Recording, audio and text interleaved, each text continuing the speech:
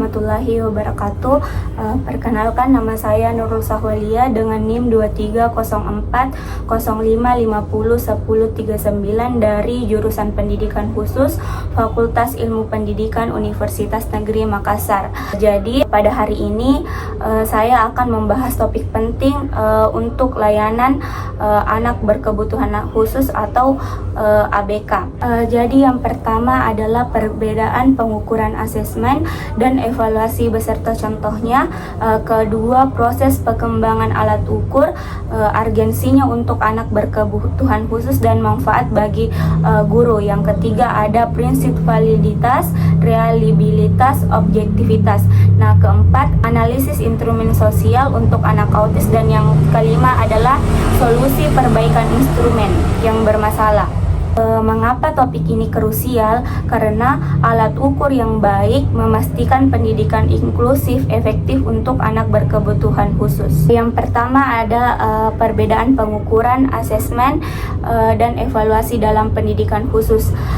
Pengukuran adalah proses kuantitatif untuk mendapatkan data numerik tentang kemampuan anak berkebutuhan khusus seperti skor motorik halus pada anak tunadaksa.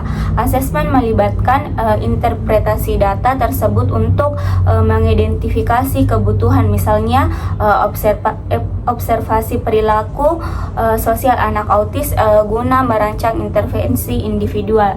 Nah, kemudian ada evaluasi.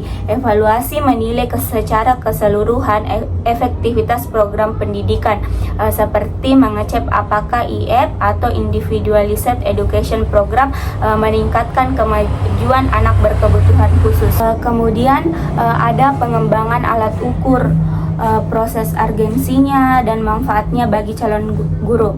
Nah, apa sih pengembangan alat ukur itu? Pengembangan alat ukur prosesnya mencangkup analisis kebutuhan anak berkebutuhan khusus, penyusunan indikator, uji coba, dan uji validitas instrumen seperti kuesioner identifikasi gangguan belajar. Nah, apa sih urgensinya dalam layanan anak berkebutuhan khusus? Alat ukur akurat esensial untuk identifikasi dini dan penyesuaian layanan, sehingga akses pendidikan inklusif itu meningkat dan kualitas pembelajaran anak berkebutuhan khusus terjamin. Kemudian urgensinya bagi calon guru adalah mata kuliah ini membekali calon guru keterampilan mengukur kebutuhan unik anak berkebutuhan khusus dan memastikan layanan efektif dan berbasis bukti.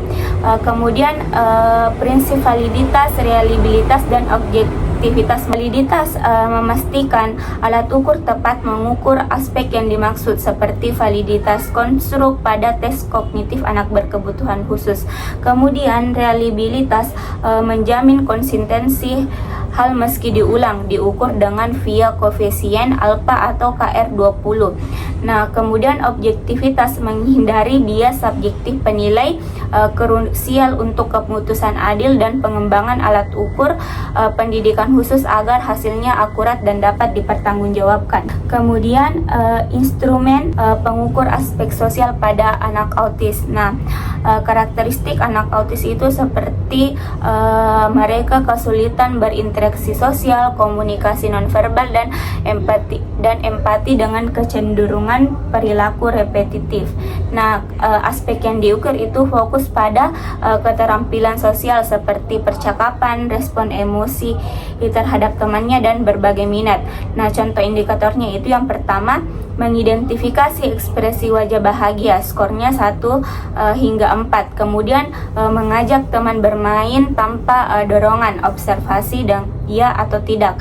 Kemudian menjaga jarak pribadi selama interaksi. Nah, yang terakhir ada butir instrumen yang tidak dipahami, penyebabnya, dampak, dan solusi.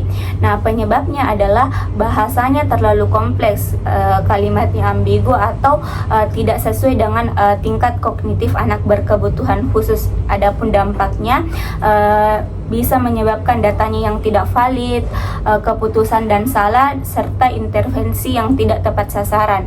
Nah, adapun solusi perbaikannya, kita bisa melakukan analisis item response teori untuk merevisi butir, kemudian uji tryout ulang, simplifikasi bahasa, dan menambah ilustrasi visual. Mungkin itu saja presentasi mata kuliah pengembangan alat ukur, kurang lebihnya mohon dimaafkan. Assalamualaikum warahmatullahi wabarakatuh.